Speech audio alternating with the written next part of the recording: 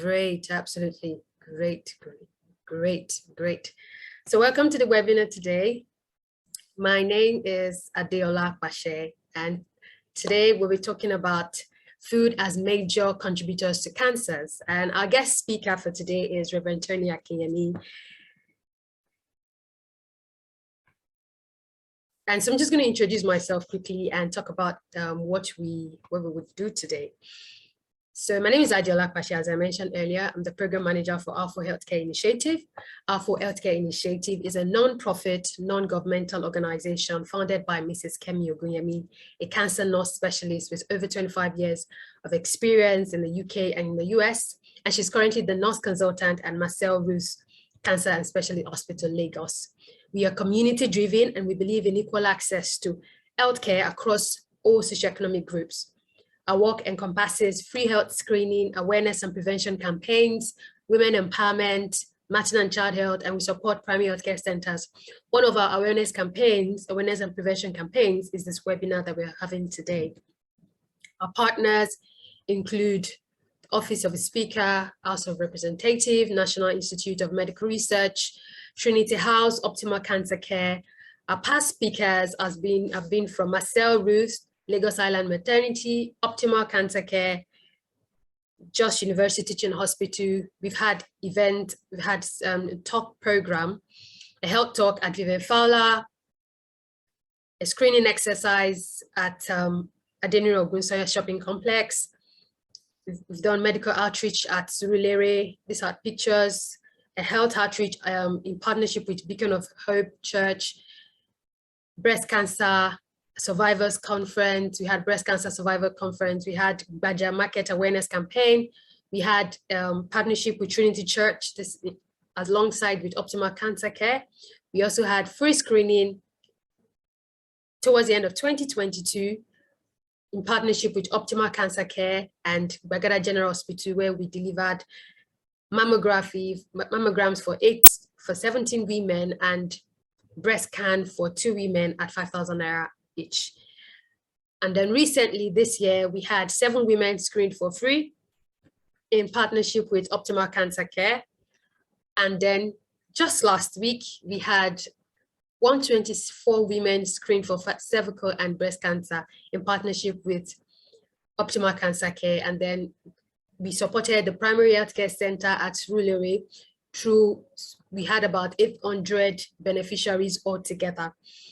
And then our previous health conversations that we had the first one, which was on conversations on cancer. Second one was avoiding complications in pregnancy and childbirth. The third was HPV vaccines, to get or not.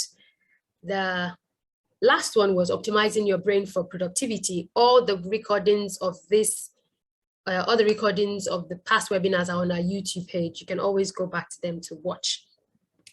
So why are we here today? Why are we here today? Today is 6th of April, and tomorrow is 7th of April, which is the World Health Day. And the theme for this year is Our Planet, Our Health, which means healthier environment and healthier communities. And who are those in the communities, if not you and I in the community? And the aim of this webinar is to increase public awareness on high-risk cancer foods and promote advocacy for total well-being and healthier societies, which is the main theme, which is along the theme of this year's World Health Day. And according to research, 5 to 10 of all cancer cases, according to research in 2008, and most recently in 2020, 2008, you can find it on National Library of Medicine, and then 2020, it's a British Medical Journal. It was published under British Medical Journal. It says that only 5 to 10 of all cancer cases can be attributed to genetic effects. Can you believe it? So yes, there's so much buzz about, oh, if there's cancer runs in the family and all that, but then research shows that only 5 to 10% of all cancer cases can actually be attributed to genetic effects. Whereas the remaining 90 to 95, that's a huge one, have their roots in the environment and the lifestyle. And the evidence indicates that all cancer-related death, I mean, from that research, it also showed that 25 to 30% was due to tobacco, 30 to 35 was linked to diet, 15 to 20 was due to infections, and the rest, radiation, stress, physical activity, environmental pollutant, and the rest of them. So if 30 to 35% is linked to diet, then I think it's something that we actually need to do something about. That's a problem that needs a solution. And so we're here today. Our guest is Reverend Tony Akinyemi. Good afternoon, sir. See here.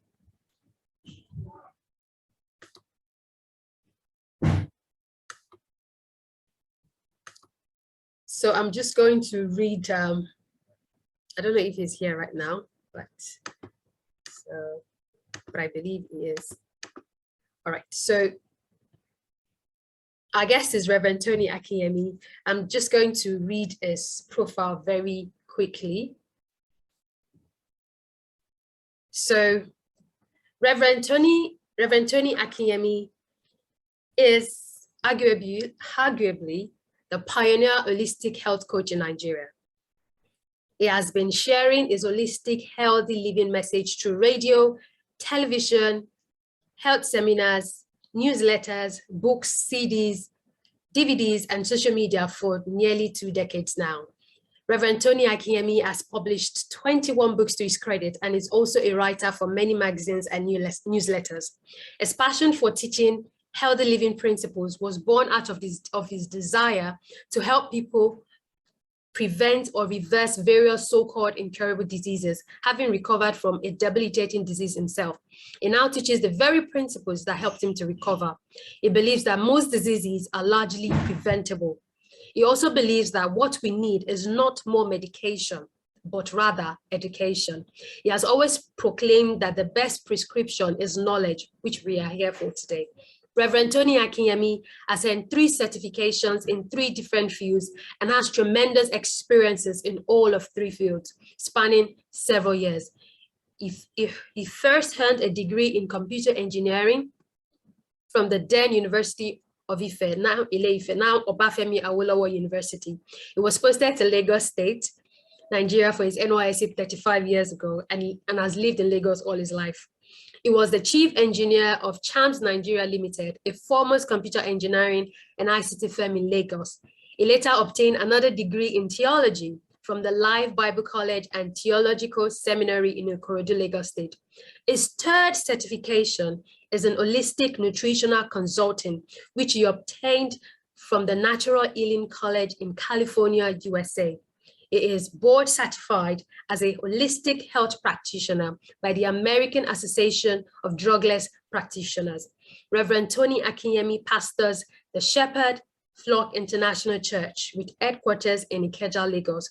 He also leads the Rapha Healthy Living Institute in Ikeja, where healthy living ambassadors are trained and released to spread the healthy living message around the nation and beyond.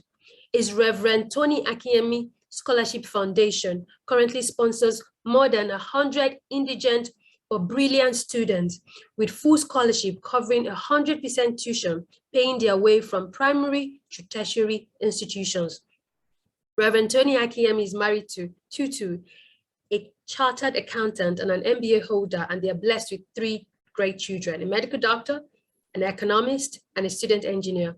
Dr. Tony Akinyemi has published book titles which include Stand Out, How to Regain Your Health, Juices, Smoothies for Healing, Health and Pleasure, Defeating Diabetes, The Anatomy of Begging, How to Regain and Retain Your Health, Food for Thought, Healthy Living, Stand Up, Healthy Living, Breast Diseases, Healthy Living, Berry and Nutrition, Say Unto This Mountain, and a host of more audio recordings. Ladies and gentlemen, I'm going to stop sharing my video now. Stop sharing. Ladies and gentlemen, please welcome Reverend Tony Akinyemi. I want to... Hello, Reverend. Okay.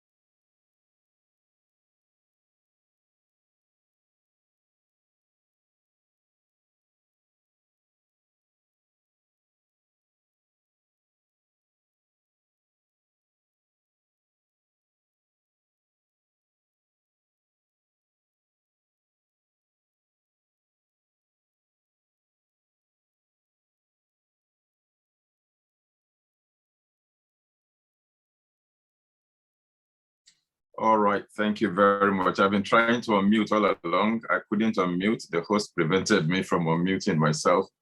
I apologize, sir. My name is Tony Akinyemi. Thank you very much, and it's an honor to be here. Thank you for coming, sir. We really appreciate your presence. Thank you so much, sir. Thank you. So over to you, sir. Oh, I'm supposed to take off right away? Yes, sir. All right, thank you very much. Let me just quickly share my screen. Okay, sir. I hope we can all see my screen. Yes, sir, we can. All right, great. So once again, let me say a very big thank you for this invite. I consider it an honor. I do not take it for granted. And I want to appreciate those who have put this together. This is indeed one of those things that I believe we as humans should begin to lay a lot of emphasis upon these days. Because of the brevity of time, permit me to stand on the existing protocols and just dive in right away into my presentation because I have much to say. I have shortened the topic given to me to just 2 words, food and cancer, so that it won't be complicated. My background has been given, and by now you know I'm not a medical doctor. So some of the views that I will be expressing will not necessarily align with conventional medical thinking. But then there are things that are put on the table for us to examine and process and see whether they make sense. And I know this is done in commemoration of the 2022 World Health Day. And this has been put together by the Alfo Healthcare Initiative. We thank you very much for what you're doing and your contribution to society. Okay, the outline that I'd like to follow today has to do with presenting some preliminary remarks, and then we talk about the characteristics of cancer healing foods, and then we're going to be looking at some foods that actually promote cancer. And then we look at some specific cancer healing foods. I shortened it to food and cancer so that we see the role that cancer can play in causing, the role that food can play in causing cancer, and the role that food can play in healing cancer. Incidentally, food can do both. We have to understand which particular ones can contribute to cancer causation and which ones can contribute to the healing or the recovery from cancer. And then I'll give a few concluding remarks. So let's first of all look at a broad spectrum of causes of cancer. Many things are responsible for causing cancer. I've seen people who were diagnosed with cancer, and then they will say, where did this one come from? Nobody in my family, nobody in my lineage, nobody in my bloodline has ever developed cancer. So where is this one coming from? And I tell them, well, you don't have to have a history of cancer in your family. The cancer can hit just about anybody on the face of the earth, because the many factors causing cancer, not all of them are hereditary in nature. There are a number of the causes of cancer that are not hereditary. And by the way, when we talk about heredity, we are actually looking at inheritance, something that you inherit from your parents. And there are at least 3 things we all can inherit from our parents. We can inherit their genes, which is the whole subject of genetics, epigenetics, and heredity, okay? That is biology. My parents passed down to me some genetic predispositions that can make me to be at higher risk for certain diseases than other people who do not come from my bloodline. That's the first line of inheritance, what I inherited from my parents. I inherited their genes. But there's a second thing I can also inherit from my parents. I can inherit their estates. If my father or my mother built 10 houses in Lagos, one in Banana Island, one in Victoria Island, one in Ikoyi, one in Garki in Abuja, one in Port Harcourt, and one in London, another one in New York, and they pass on. They can write a will and pass on those, the estates to me. So I inherit their property or inherit their money. That's another line of inheritance. So it's not only genes we inherit from our parents. The second line of inheritance is we can inherit the estates of our parents. But there's a third one that many people don't talk about. Many people who are not even mindful of that. We can also inherit dietary habits and lifestyle habits from our parents. If we were raised by them, we tend to eat the way they ate. We tend to cook the way our mothers cooked. We tend to follow the same dietary pattern, the same lifestyle pattern. That's what I call lifestyle inheritance, or dietary and lifestyle inheritance. That's a third line of inheritance from my parents. So when somebody says nobody in my family has ever had that, you know, it may not necessarily come from genetic inheritance. It can come from some other forms of inheritance. In any case, cancer has many causes, and there are at least 33 groups of identified causes that are known to us, to scientists, as causes of cancer. And there are many that are yet to be fully known. And then when it comes to food and cancer, let me clarify this, that when we talk about food, I want to divide food into two categories. One category is what I call real food, and the other category is what I call foodless food. And I want you to make that distinction. Now, when it comes to real food, what really qualifies to be called food, it shouldn't cause any disease. If it is real food should not cause cancer. Real food should actually help us to prevent cancer or to heal cancer if it already exists. Now, it is foodless foods that could be cancer-causing or carcinogenic. But then the general public does not usually make this distinction. They just put everything that human beings consume together and they call it food. But I want to make that distinction up front, that it is not everything we call food that actually qualifies for food. Quite a number of what we consume these days are actually foodless foods. All right. Now, let's look at what the World Health Organization has to say regarding food as one of the causes of cancer. This was the press release made on 26 October in the year 2015. You know, just about 2015 to right now, it's about 6.5 years, October 2015 to now, about 6.5 years ago, press release number 204 by the International Agency for Research on Cancer, which is an agency of the World Health Organization. This is what they wrote, and I quote in that press release. They said, processed meat was classified as carcinogenic to humans, and they put it in carcinogens group number 1. Based on sufficient evidence in humans that the consumption of processed meat causes colorectal cancer, that's colon cancer, rectal cancer. Now, what is a carcinogen?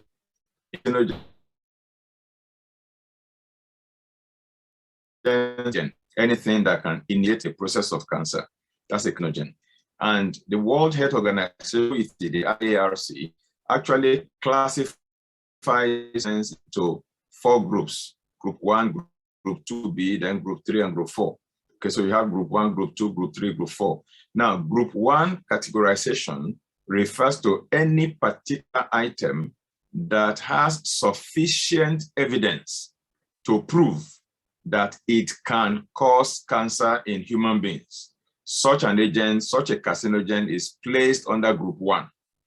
If the evidence is not sufficient, but it is pointing in a direction, maybe not, they put it in other categories, maybe category 2, category 3, or category 4. But any particular item placed in category 1 means that sufficient studies have been done, sufficient research has been conducted, and it is now conclusive that this particular item can cause cancer in human beings. And guess where they place processed meat? They put it in that same category 1, which means there is already sufficient evidence that in human beings, processed meat can cause colon cancer and rectal cancer by the World Health Organization. And then what are processed meats? Many may not be, or some of us may not be familiar with what processed meats are. Now, I'll give just a few examples: corned beef, bacon, sausage, hot dog, you know, those are all ham, those are all processed meats. Okay, they are very loaded with nitrates, and it is those nitrates in particular, in addition to other factors, that actually serve as cancer-causing agents in them. Now, let me give you a few facts up front again before we dive into food in particular. Now, there is a particular website, it's called Free Health Briefs. You can check it online. Their website is healthymeats.net. it was stated there that unhealthy diet and lifestyle account for more than 80% of heart disease.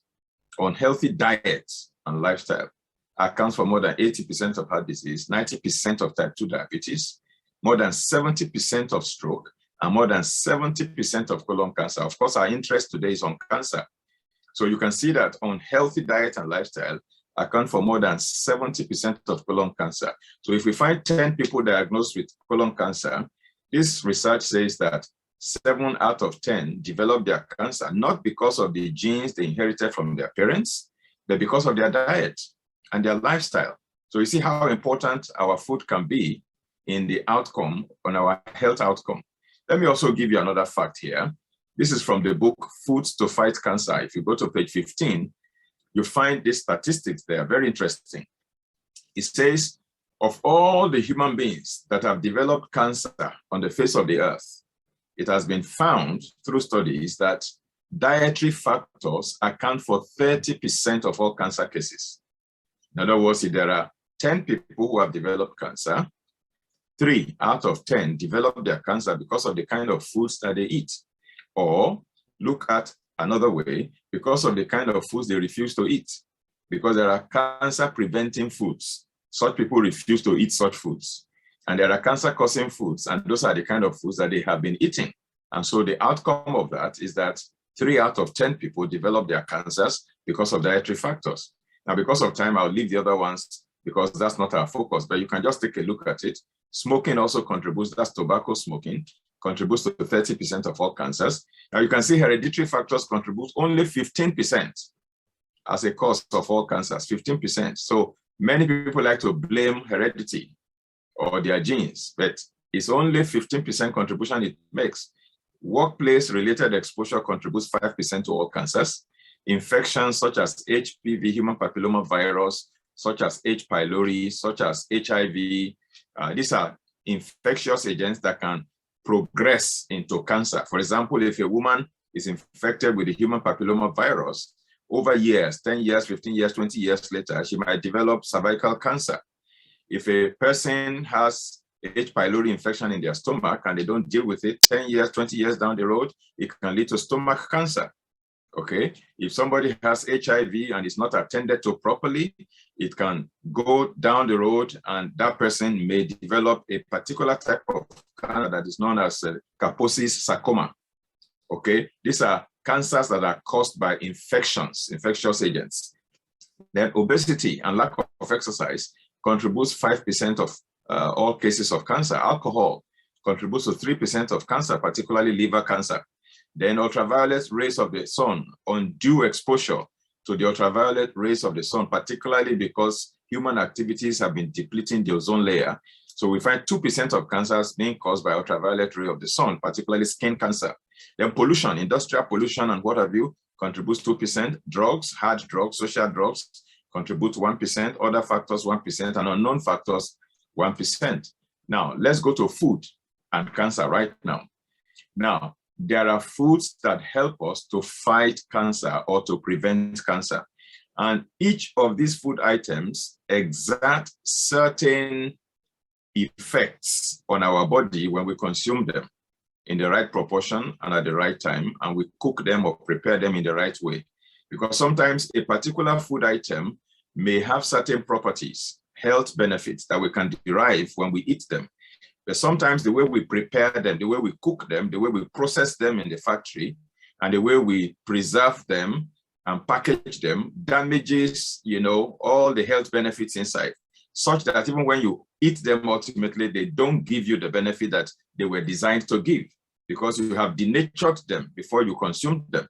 So the best way that food can deliver its cancer protecting property to us is when we consume food as close to the way God made them as possible, with minimal processing, with little denaturing, if at all. And that's why I tell folks that you should eat food that you harvest from God's plant and not the one produced in a manufacturing plant. Both of them are plants. One is God's plant in the garden. The other one is a manufacturing plant. Eat food from God's plant and not from a manufacturing plant. Because by the time your food goes through the factory, it has been altered. It has been transformed. Many things have been done to it. Many things have been moved from it. Many new things have been added to it. So it's not the same thing that entered the factory that comes out of the factory. It has been processed. It has been refined. It has been transformed. You cannot expect it to exert the same effect on your body as God intended, the God that created it. When God was creating every food item, there was a purpose for that food, what it is supposed to achieve in our body. The moment we alter the composition of that food, we have also altered the effect that it is going to have on our body. That is why eating whole food, organic food, uncontaminated food, minimally processed food is the best way to get the benefit from it. So all the foods that we eat, if we want them to be able to protect us against cancer or help us fight cancer, these are some of the effects that the food can exert on our bodies. Certain foods exert calming effect. You know, they make you feel calmer. Now, there are certain foods that exert such effects on the body, okay? Some of them they help the body to produce a lot of hormones, you know, like serotonin, like melatonin, you know, like L-tryptophan, which is a precursor to the synthesis of some of these hormones. They are very, very good in calming our nerves. Imagine somebody who has just received a cancer diagnosis. Of course, that person is going to be, you know, immediately agitated. That person is going to be worried. That person will almost assume that he has just received a death sentence. Once they tell somebody that he or she has cancer, that person becomes nervous. That person becomes anxious. That person becomes afraid. So there are certain foods that that person can be given to eat that will calm down that person. Because you need to calm down if you must beat cancer. No, there are food that can serve that purpose. It may not be directly addressing the cancer, but it is addressing your emotional health. And that helps your immune system because now you are calm. Now you can take the right decisions. You are not taking decisions out of anxiety, out of fear, out of worry because you have been calmed down. So there are foods that serve that effect. There are certain foods that serve a sedative effect.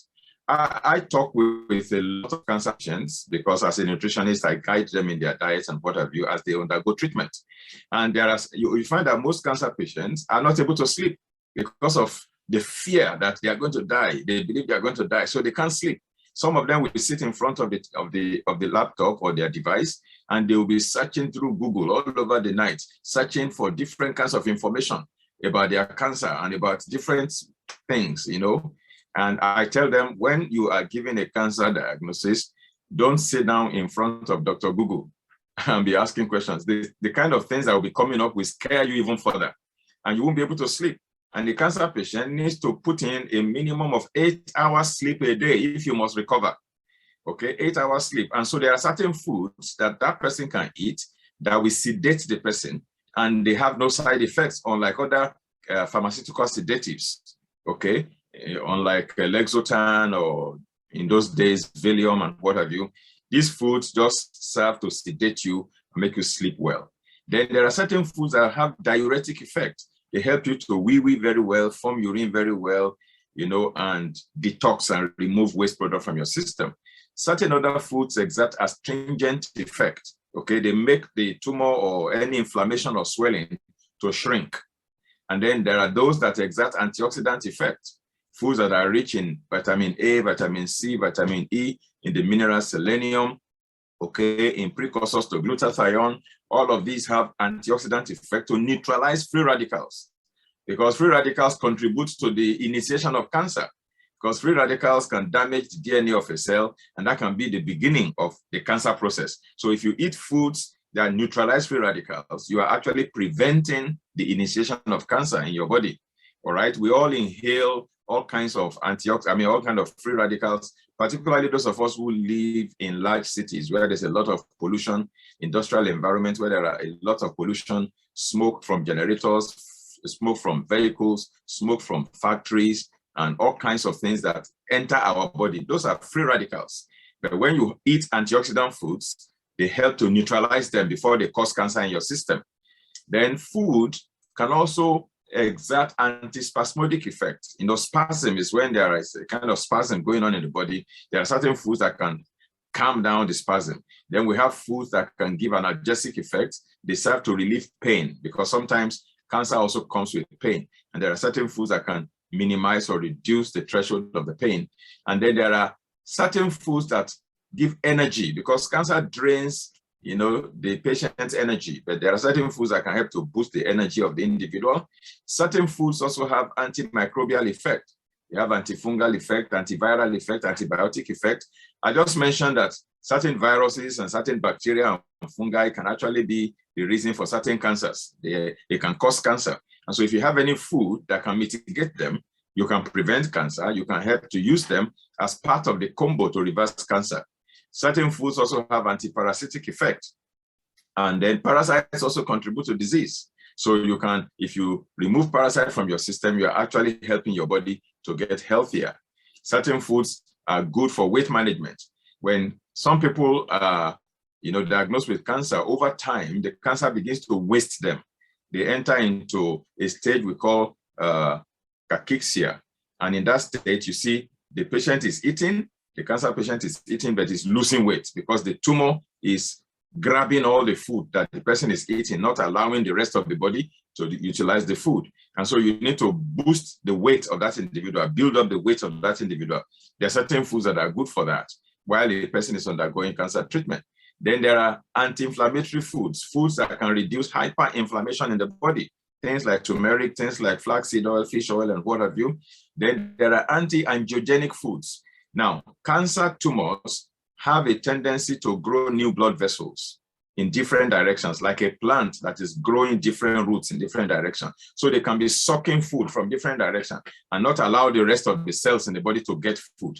So the patient eats the food, the cancer has many tentacles because it grows new blood vessels on a regular basis. That process of growing new blood vessels is called angiogenesis. And there are certain foods a cancer patient can eat that will prevent the tumor from growing new blood vessels. It blocks the process. It doesn't allow it to grow new blood vessels, indirectly preventing the tumor from sucking all the nutrients in the body. And then the tumor does not get enough nutrition because it doesn't have enough, blood vessels to suck the nutrients required to fuel its rapid growth. That way you are indirectly starving the tumor and then it can shrink. Such foods are called anti-angiogenic foods. And then we have anti-metastatic foods. Cancer has a tendency to spread and invade neighboring tissue and even migrate to secondary locations. A person may have prostate cancer, and before you know it, the cancer will go into the lungs and settle there, or into the liver, or even into the brain, or into the bone. Same thing, breast cancer, or any other cancer for that matter. That's called metastasis. There are certain foods that prevent the spread of cancers. They are called anti-metastatic food.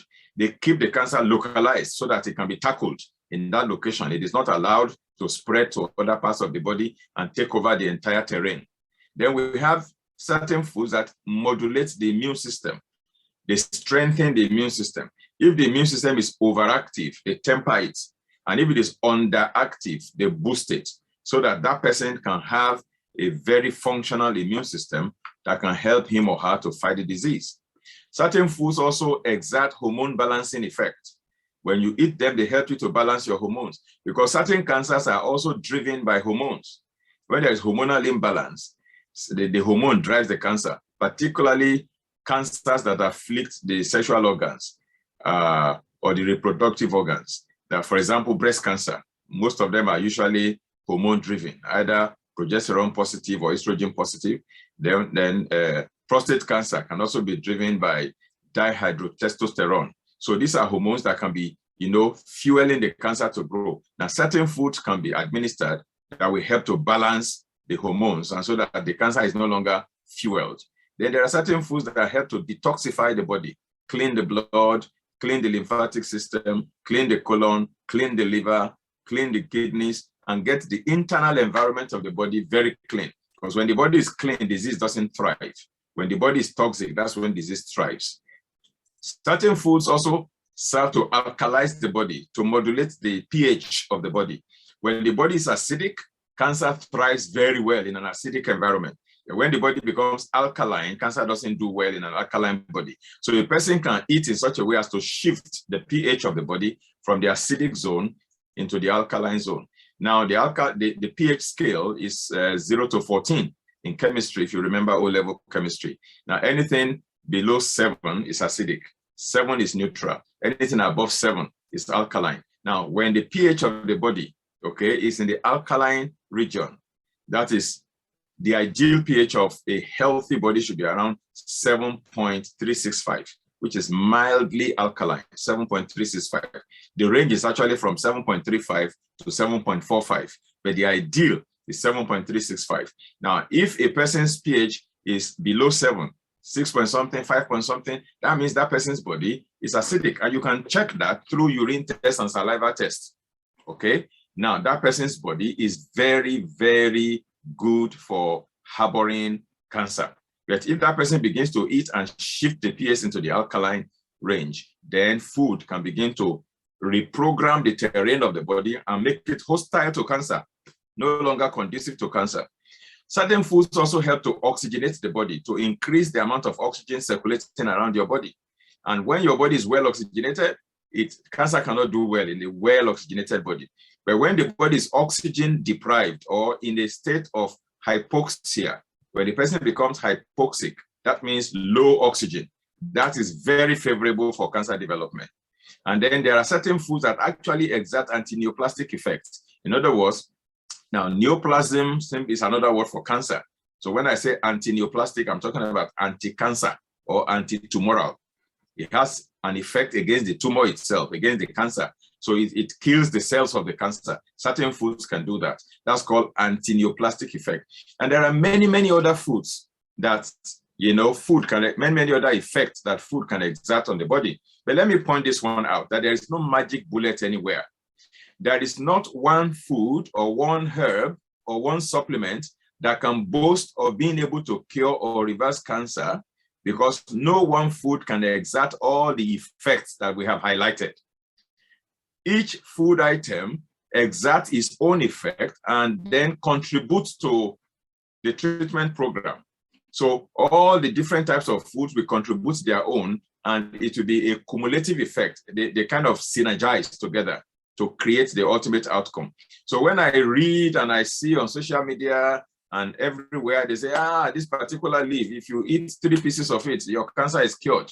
Or if you drink a lemon inside the hot water, your cancer is cured. I laugh, because there is not one food item that can achieve all the different things that we have highlighted. Not one single food item can achieve all of that. Be anti-inflammatory, be anti-neoplastic, be anti-parasitic, be antioxidant, be anti-this, anti-that. Not one food can boast of all of those characteristics. And that's why there has to be a combination of several different kinds of food, eaten at different times. Of course, when a nutritionist or dietitian guides you, that will help you to know which particular food to eat, because each of those categories I have mentioned, you can find probably 20, 30 different foods that can, exert such effects. We can have about 30 different foods that can exert antioxidant effects. You don't have to eat all 30 of them. Just pick 1 or 2 in that category. And then you pick another one that has, an oxygen boosting effect or immune boosting effect or detoxifying effect. You just pick food from each category and combine them. That's when you get a combo. You get a very good effect at the end of the day. Now, if you look at the Holy Bible, I'm a pastor as well, so permit me to share with you Isaiah 55 verse 2 in the New Living Translation. It says, why spend your money on food that does not give you strength? Why pay for food that does you no good? Listen to me, and you will eat what is good, and then you will enjoy the finest food. Even the Holy Bible says to us clearly that there are certain foods that do not offer us any benefit. I call those ones foodless foods. And there are certain foods that will actually give you good benefits. Those are real food. The Bible acknowledges that. Now, so let's now drill it down and look at some foods that can actually support the cancer healing process very quickly. Now, one of the easiest things that people fighting cancer need to do is to address their diet, okay? A rainbow diet is the most helpful diet in fighting cancer. What do I mean by a rainbow diet? That's a diet that is rich in foods that are red in color, orange in color, yellow in color, blue in color, green in color, and so on. And your best food that can represent that is your vegetable salad. You know, when you build a good vegetable salad, you have your carrot there, which is orange in color, your tomato, which is red in color, you have your lettuce, which is green in color, maybe your yellow pepper, which is yellow in color, and different kinds of colors put together. That's your rainbow diet. That's one of the best ways to get all the various benefits I have highlighted together in one plate. Now, different cancer-fighting foods can each play a role in fighting one or more steps in the multi-step cancer process. Now, good nourishment is a crucial weapon in the fight against cancer and any illness for that matter, either in prevention or in actual treatment. Now, good cancer nutrition can be vital in increasing the person's personal odds of survival. Now, there was a report in the year 2012 by the American Cancer Society that stated that there was overwhelming evidence, and take note of that, overwhelming evidence that diet and exercise could increase survival and even prevent a cancer from returning. Now, the key here is to eat a combination of foods that will exert many of the effects identified earlier, while avoiding foods that promote inflammation and disease. Now, that's why personally, I feel really sad when I hear some cancer patients tell me that their oncologist told them that they could eat anything, that diet has nothing to do with their cancer. They should just eat anything they want. I consider that professional recklessness. I think any oncologist, by the way, an oncologist is a doctor that specializes in treating cancer, okay? Any oncologist that tells his or her patient to eat anything, it doesn't know what the science is. That person is living in the past, because modern science tells us that food plays a big role in causing cancer and in reversing cancer. Now, somebody who is not even sick, somebody who is healthy, who is well, has no diagnosis, has no disease condition, you can't even tell such a healthy person to eat just anything. That person has to be health conscious. That person has to eat healthily. Now, if a healthy person cannot be told to eat just anything he likes, how much more somebody dealing with a disease as serious as cancer? I don't know if you understand the point I'm trying to make. I'm saying it is professional recklessness and highly irresponsible for any scientist of whatever name or status to tell a cancer patient to just eat anything they like. It doesn't make any scientific sense at all. Now, let's look at foods that promote cancer. They include foods that increase inflammation in the body, because cancer is also an inflammatory process, foods that cause free radical damage, and foods that bring a lot of toxin into the body. Like I said, most of the foods that are passed through the factory, they have a lot of artificial flavor, artificial color, artificial sweetener, preservatives, emulsifiers, all kinds of excipients have been added before they arrived in the supermarket. And so when you go there, you see them in tins and cans, and they're all there. They look good, but not all of them are good. Some of them are good, but not all of them are good. Some examples of such foods that contribute to either the initiation of cancer or the progression of cancer include refined sugar, because refined sugar will actually weaken your immunity, and your immune system is your greatest ally in fighting cancer or any disease for that matter. So whatever suppresses your immunity is actually weakening you, tying your hands and allowing your enemy to take advantage of you. Processed meat, I've already given you the press release from the World Health Organization, such as corned beef, bacon, sausage, ham, hot dogs, and what have you. Then refined oils and trans fats, as well as conventional hormone-laden dairy products. Most cows that produce cow milk are injected with a lot of hormone, and the hormones are present in the milk, and the milk will distort the hormonal profile of the individual. Now, if you can find, cow milk or any other animal milk that does not have hormones that are organic, those ones may be fine. But the moment they are hormone-driven and hormone-laden, they come into the category of disease-causing food. Now, let me give specifics about foods that fight cancer. They include carotenoids, such as carrots, peppers, greens that are rich in substances called carotenoids. Then seeds also are very good in fighting cancer prevention and treatment. Flax seeds, they are rich in omega-3 oil, and they are rich in a particular substance known as lignans. They are also very high in fiber. So the fiber helps your bowel movement, it helps your detoxification. And then the omega-3 oil is very good as an anti-inflammatory agent. It is also an anti it prevents the tumor from developing, new blood vessels. Okay, anti-angiogenic in its effect. There's sunflower seed, pumpkin seed, chia seed, sesame seed, apricot seeds. Apricot seeds are particularly rich in vitamin B17, otherwise known as amygdalin or lateral. They're very good as an anti-tumoral agent at the end of the day. Then you have nuts such as walnuts, coconut, cashew nut, Brazil nuts, almonds. These are foods that can support. Now, I'm not saying that any one of them can cure cancer. That's not what I'm saying. But I'm saying that each one of them can contribute. Either they reduce inflammation, or they help detoxify your body, or they help to boost your immunity, or they help to prevent acidity, or they help to prevent angiogenesis. They are contributing their own quota. So it must be a combination of several things, not just sitting down with one of them and saying it will cure cancer. The medicinal mushrooms are very good in boosting immunity. Reishi, otherwise known as Ganoderma. Then we have shiitake, maitake, cordyceps, and what have you.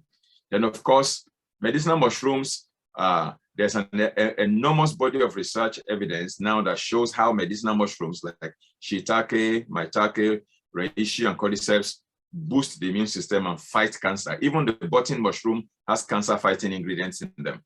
Then we have root vegetables like carrots, like garlic, which is anti-inflammatory, antioxidant, antimicrobial, and anti-tumoral. Then ginger, which prevents vomiting and nausea. It's also anti-inflammatory. It's also anti-metastatic. It does not allow the tumor to spread. It contains a substance known as gingerol. It has been shown to have effect against prostate cancer, breast cancer, leukemia, and other cancer cells. Then beetroots also have anti-tumoral effects. It also has a blood cleansing effect and a blood boosting effect. Then we have fresh organic fruits like berries, apples, tropical fruits, tomatoes, and what have you. Now, according to Harvard research, 7 to 10 helpings a week of tomato can cut prostate symptoms by 40%. As a matter of fact, any food that is red in color is very good for addressing or preventing prostate cancer or prostate enlargement, or even as a contribution to treating prostate cancer. Okay, it has influence on many cancers, including lung cancer, colon cancer, cervical cancer, breast cancer. The thing that makes tomato red is called lycopene, and it is the active ingredient. 25 to 40 milligrams a day is what is needed, particularly by men. So when men include tomato in their salad, or they slide tomato into their rice or into their beans, it's a very good way to prevent prostate cancer or prostate enlargement or even prostate inflammation. Lycopene is also found in most other red foods, such as strawberries, red peppers, carrots, watermelon, and peaches. Lycopene is a very strong antioxidant. Then green leafy vegetables and sprouts. A sprout is, when you germinate your seed, you put your seed in a sprouter and you allow the seed to germinate and you harvest it fresh. When it's just germinating, you can juice it and drink. You can blend it into your smoothie. You can add it to your salad. It's a powerhouse of nutrition for cancer prevention.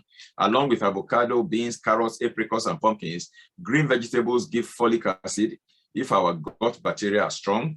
And this will help our DNA to replicate properly and protect it from damages caused by radiation.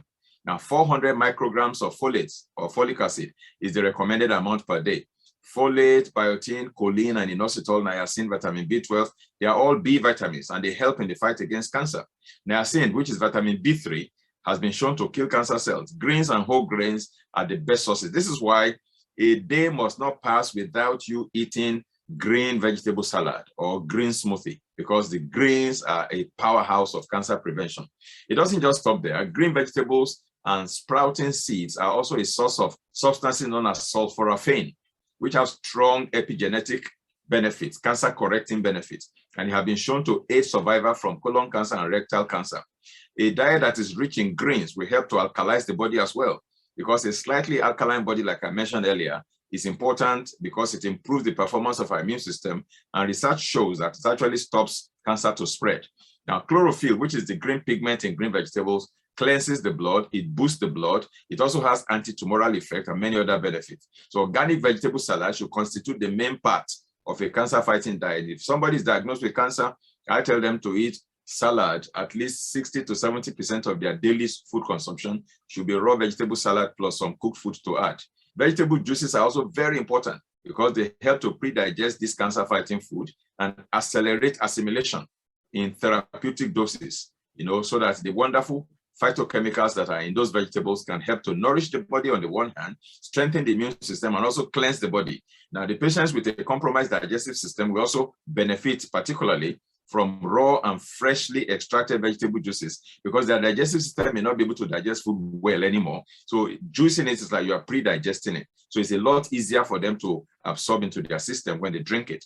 Now, investing therefore in a good juicer, either masticating juicer, triturating juicer, or hydraulic press juicer, such as the Green Star juicer or the Solo Star juicer, it's a very worthy investment to fight cancer. I see people tell me, oh, it's too expensive, I can't afford it. And yet you get to their house, you see this very wide screen television in their sitting room. Now, if you get a television half of that size, you will still see whatever you want to see on television. And then the money for the balance, you can use to buy a good juicer and a good blender to make your smoothies. Smoothies are equally a great addition to a cancer fighting strategy, especially green and purple smoothies that are rich in green vegetables and berries. Now, cruciferous vegetables are also very good in fighting cancer, such as Brussels sprouts, broccoli, cauliflower, kale, cabbage, and what have you. They contain sulforaphane, they contain indole 3-carbinol, and all of these, are very good in fighting cancer. Broccoli contains indoles, especially indole 3-carbinol, which along with its metabolite DIM actually modifies and diminishes aggressive estrogen action. It can modify cellular estrogen receptor sites, and it aids in fighting estrogen-driven cancers, particularly breast cancer, prostate cancer, brain cancer, and colorectal cancer. And indole 3-carbinol and DIM were also found to have action in non-estrogen-driven cancers because they can also affect the P27 cancer pathway. All right, then pulses are also very good, like lentils, chickpeas, beans, peas, kidney beans, and what have you. Now, they contain a very weak phytoestrogenic substance known as isoflavones. Pulses possess antioxidant property, hormone balancing property. They're a great source of protein to help in weight management for those who are wasting away due to cachexia. All right. And then good oils and fats like extra virgin olive oil, fish oil, flaxseed oil, nuts and seed coconut oil. Many nutrients that a person will consume are fat soluble. So you need some fat, this good fat, to enable your body to absorb those nutrients. Turmeric, for example, is fat soluble. Then there is a substance in hot pepper, cayenne pepper, that it's called capsaicin. These are all fat soluble. If you just eat the pepper alone or you eat turmeric alone and there's no fat, no oil in that meal, your body won't be able to absorb it. Even though it is good to fight cancer, yet your body won't utilize it. You will just garbage it in and garbage it out. You eat it and poo-poo it. It doesn't benefit you. But when you eat it along with some oil, then the oil facilitates the absorption in your body because the active ingredient in them are fat soluble. Then broths and soups like bone broth, vegetable broth, raw potassium broth, these are also very good. The greatest benefit of regular intake of bone broth is to improve your gut health, your digestive health, and protect you against the leaky gut syndrome, okay? Components of cartilage that are found in bone broth also support the immune system function by activating different types of white blood cells and promoting the proliferation of white blood cells as needed. Now, herbs, spices, grasses, and fermented food are also good cancer-fighting food, like turmeric, echinacea, golden seal, milk thistle, wheatgrass, barley grass, sauerkraut, and what have you. Very powerful. Now, I conclude by saying these things. Number one, let your food be your medicine, and let your medicine be your food. That's a very popular quote from the father of modern-day medicine, Hippocrates. Then I also say an oncologist that tells a cancer patient to eat whatever they like is professionally reckless and irresponsible. Now, it's an ancient Chinese proverb that says, he that takes medicine and neglects diet wastes the time of his doctor. And Heather Morgan said this very profound statement. Every time you eat and drink, you are either feeding disease or fighting it. Okay? Now, again, eat your food as your medicines. Otherwise, you will have to eat medicine as your food. That's from Ratan Tata. Now, you know the guy who is the founder and the owner of the Tata brand of vehicles, those very big trucks that they call Tata. That's the guy that owns it, Ratan Tata, and he was the one that made that statement. Eat your food as your medicines, otherwise you will have to eat medicine as your food. Then Dr. David Minkoff in Florida also says, there's no health without a good diet. It's impossible. It's a medical doctor. And it's an ancient Ayurvedic proverb. It says, when diet is wrong, medicine is of no use.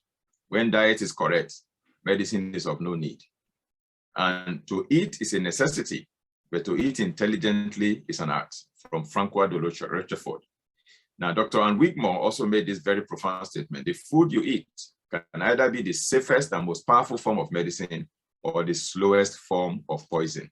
Thank you very much for your attention. I'll be ready to take your questions at this time. Thank you. Wow.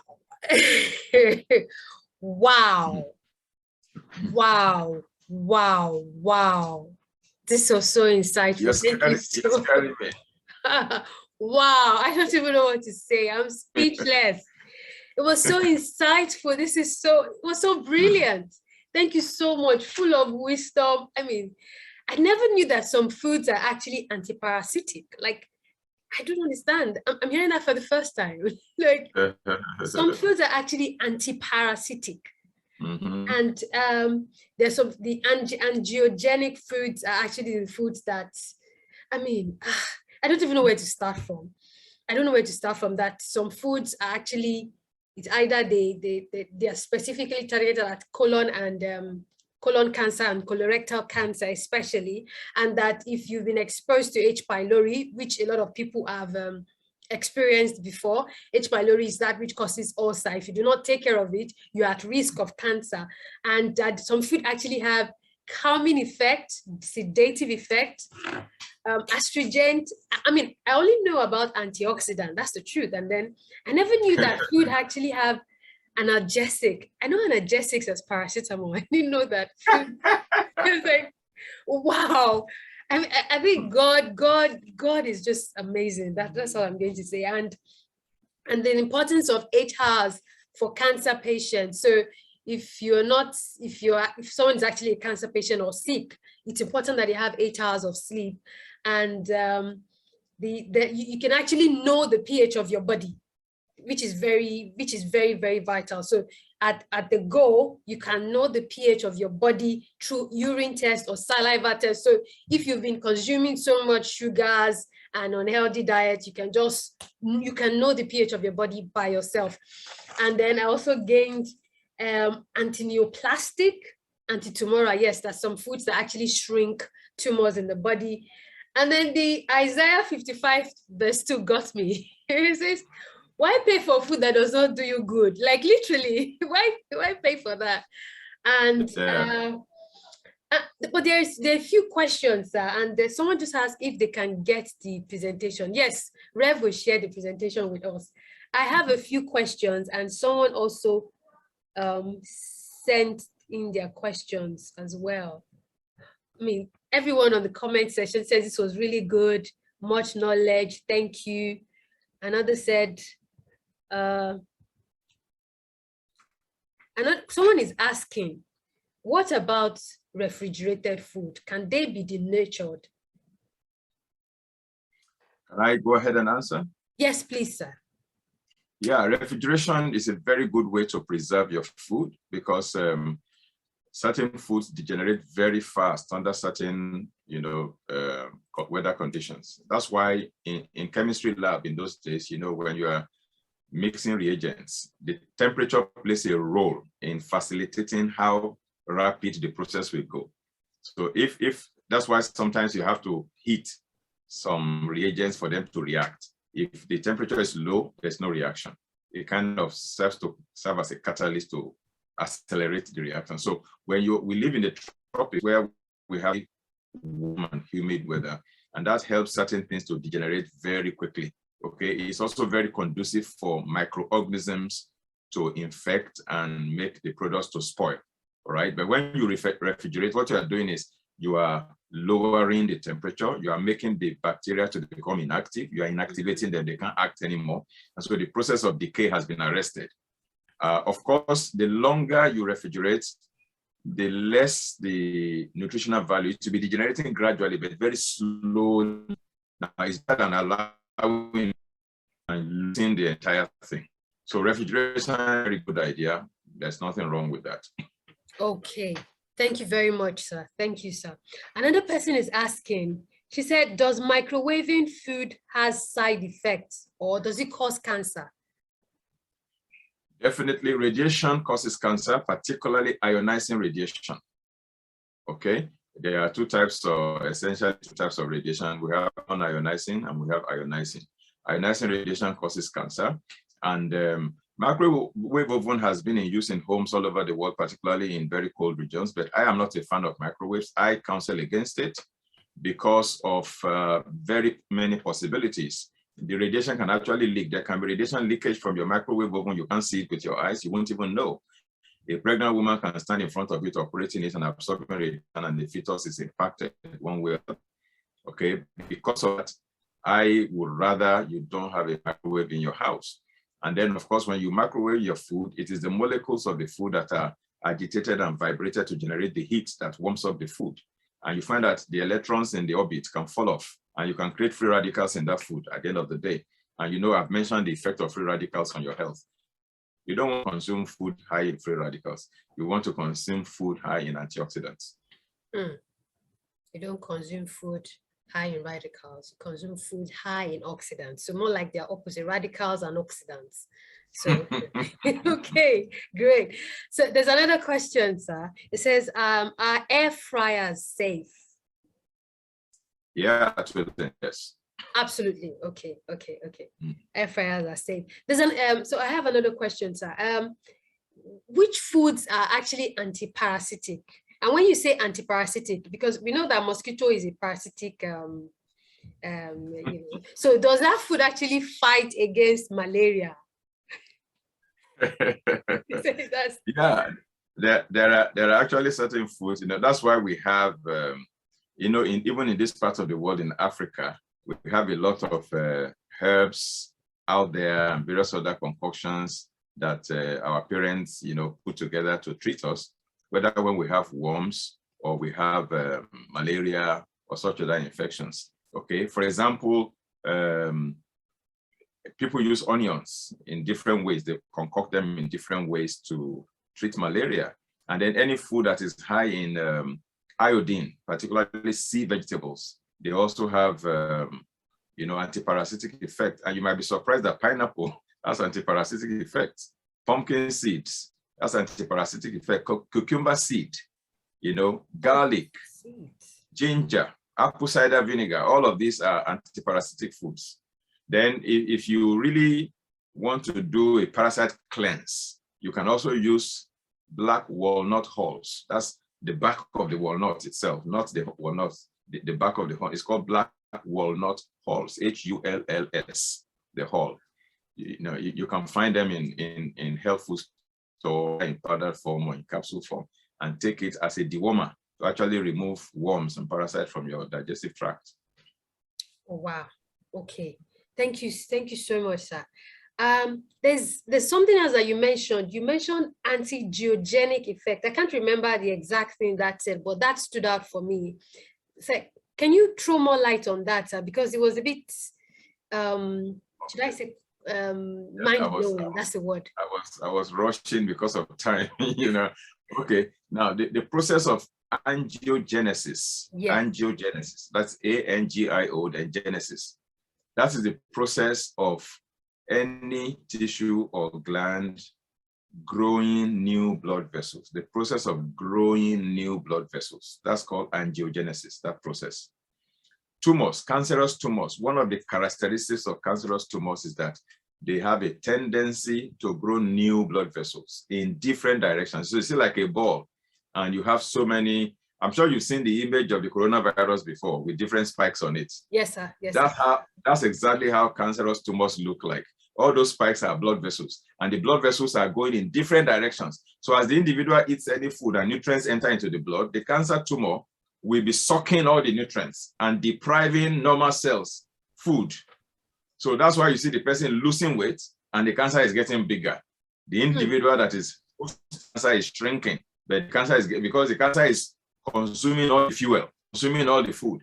So, and it does that by growing new blood vessels in different directions. So you want to eat certain food that will prevent that process, that will not allow the tumor to grow new blood vessels. You are circumventing the tumor from, you know, sucking all the nutrients. So it doesn't get as much fuel as it needs, and that will slow down its growth. At the end of the day, those are the kind of food we call anti-angiogenic foods. And that will include turmeric is one of them. Turmeric has anti-angiogenic effect. Flaxseed oil has anti-angiogenic effects. Then fish oil, cod liver oil, krill oil, and then shark liver oil, and even shark cartilage. All of these have anti-angiogenic effects. Wow, wow, wow, wow. Thank you, sir. There's another question from Mr. Omoyeni Tosin. He's asking, he says, does carbohydrates create... Hello? Hello, sir. Can you still hear me? Yes, I can hear you, sir. Can you hear me? Yes, I can hear you now. Okay, great. It says, does carbohydrates create any hazard to contracting cancer? Carbohydrates. No, carbohydrates is one of the three major sources of macronutrients. We have carbohydrates, we have proteins, you have fats and oil. That's where we get our sources of energy. Now, there are two categories of carbohydrates. Don't forget I mentioned real food and foodless food. Now, there are certain carbs that are real carbs, and there are those that are dangerous carbs. If you're eating the real carbs, that's complex carbohydrates, you ain't got no problem, okay? That's carbohydrates that are high in fiber. You know, if you're eating yam, you're eating potatoes, sweet potatoes, you're eating plantain, you're eating banana, all those are carbs, and certain whole grains, a lot of carbs, but they're also high in fiber. The fiber slows down the rate at which you absorb the glucose in your GI tract into your bloodstream, okay? So you don't get sugar spikes. That's the whole essence of the fiber, one of the functions of fiber. Another function is fiber also helps regular bowel movement. Okay, but when carbohydrate is processed, take your wheat, for example. Wheat is a whole grain. The outside of the wheat is called the wheat bran. That's the highest concentration of fiber, okay? They normally will remove the bran before they process wheat into flour. So you have removed almost 100% of the fiber. And then they remove the wheat germ. The wheat germ has the fats and the fat-soluble vitamins, vitamin A, vitamin D, vitamin E, vitamin K. They are all in the wheat germ. All of them are taken out. And then you now have only the remaining one that is milled into flour, and then it is bleached. By the time wheat has become white flour, you have converted it from real food to foodless food at the end of the day. And such foodless foods are the ones that I can now contribute to, because you now eat that fiberless food. Within minutes, it converts into glucose, and then there's a glucose spike in your blood. And of course, that will paralyze your system. Anything to that spike, that paralyzes your white blood cells. Your white blood cells will just freeze. They won't be doing their scavenging job, looking for enemies to, you know, arrest and detain. They won't do that anymore, just freeze. There are experiments to verify that, okay? And once your system is compromised, you make yourself vulnerable to whether infection or cancer or anything. That's how those bad carbs can contribute to the development of cancer or any disease for that matter. Oh, wow. Wow, wow. Thank you so much, sir. Thank you, sir. There's another question from Miss Oluwatoyin. I'm trying to get the name. Okay, I can't get that. So it says, these oils mentioned, are they good for a cancer patient? Because some say because they are oils, that is flaxseed, they are not good for a cancer patient. She's just trying to know if the oils that you mentioned earlier are actually good for cancer patients. Oh, very, very good for cancer patients. The problem is that many people don't know the classification of oil. They just lump everything together and they give all of them a bad rap. That's bad science, okay? There are good oils, there are bad oils, okay? Now, the good oils are very, very essential. Like I mentioned, some nutrients that you even need to attack the cancer, they are fat soluble. If you don't have oils in your diet, you can't even utilize them in the first place. So they serve to help you absorb then some of the oils are anti-inflammatory, like flaxseed is anti-inflammatory. It is also anti-angiogenic. And so you get so many wonderful benefits from them. But when you take the bad oils, like trans fat, you know, some fried food, if you go to some restaurant where they serve fried food, you see that the deep frying, the oil, they keep dipping the potato chips and various other things, the fat. 365 days of the year, the oil becomes like engine oil, you know, at the end of the day. And that's what they keep using over and over and over. In biochemistry, oil has a structure that is called the CIS structure, CIS structure. By the time you apply high heat, the heat will transform it to the trans structure. That's why it is called trans fat. Once it becomes trans fat, it becomes inflammatory, you know, inflammation promoter. And it's like you are fueling the cancer, or you are fueling the arthritis, or fueling the diabetes, or whatever it is that the person is going through. So there are bad fats, there are good fats, and there are three categories of fats. You have long chain, I mean, you have saturated fat and you have unsaturated fat. And then among the unsaturated fat, you have the monounsaturated and the polyunsaturated. Then in the saturated fats, you have the short chain saturated fat, the medium chain saturated fat, and the long chain saturated fat. Now, the medium chain saturated fats are called MCTs. That's medium chain triglycerides. Like coconut oil is an MCT, like palm oil is an MCT, like palm kernel oil is an MCT. Those are very healthy fats. Okay, but the long chain ones are the ones that are high in cholesterol, are the ones that can clog the arteries and cause atherosclerosis and cause all kinds of problems for the body. Those are the ones you'll be running away from, okay?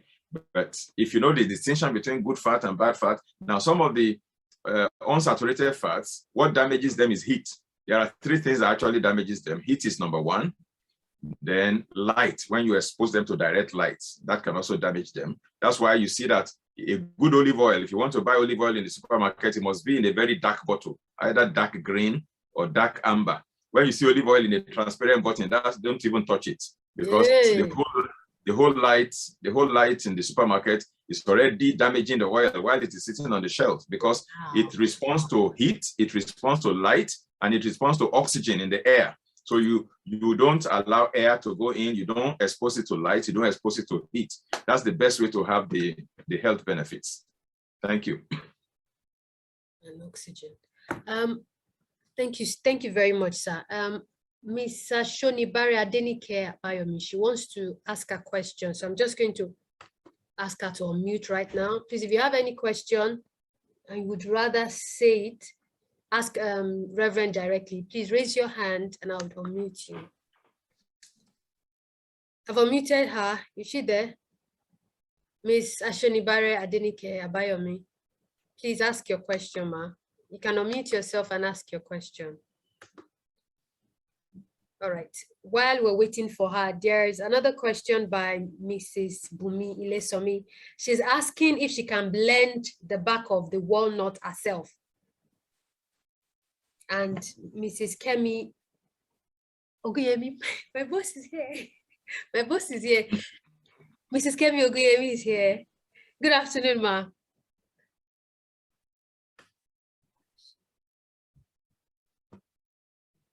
I've unmuted her. Mrs. Kemi Oguyemi, please speak to us. Okay, hi. Good afternoon. Hello. Hello, good afternoon. Hello, how are you? I'm fine. Good afternoon. Very good session. Very, very good session. Really, really appreciate Dr. Akinyemi. Well done. Thank you, ma'am. Yeah, I have a question. Yes, ma'am. So, you divided the carbohydrates into the bad ones and the good ones. I know yam is good and all those. What are the bad ones? We're talking about cassava, we're talking about poundo yam and all those ones. Are they bad? Cassava is very good. That's complex carbohydrate. Yam is very good, complex carbohydrates. Plantain, complex carbohydrates. Banana, complex carbohydrates. The grains, generally, particularly brown rice, that is rice that has not been polished. Those are all complex. They're all good.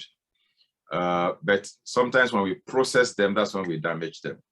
Okay, and then we convert them into simple carbohydrates, then they're no longer okay. But all of them are very good when eaten, when grown organically on the one hand, and when they are minimally processed and eaten, they are very good carbs. Now, simple carbs that are bad carbs are the ones that are particularly in fluid form. All soft drinks, in my opinion, are bad carbs. Highly processed and refined carbs like white flour products, they constitute bad carb. Okay, when it comes to fruits, the best way to eat your fruits is to eat them whole.